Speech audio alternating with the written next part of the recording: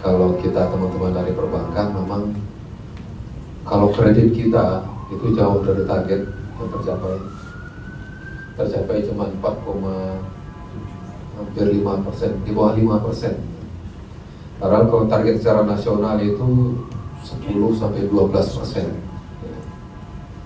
Tetapi secara nasional kita tercapai, masih ada kisaran 12,sekian% yang secara nasional. Tapi di Sulawesi Selatan memang terjadi sedikit perlambatan.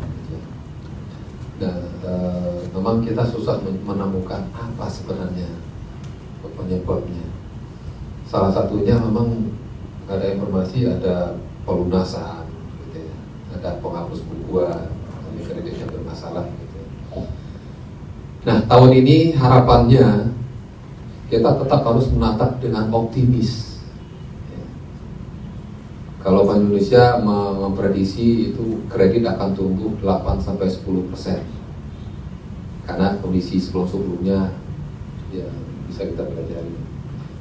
Tetapi OJK tetap lebih optimis, bisa 10-13%. Ya.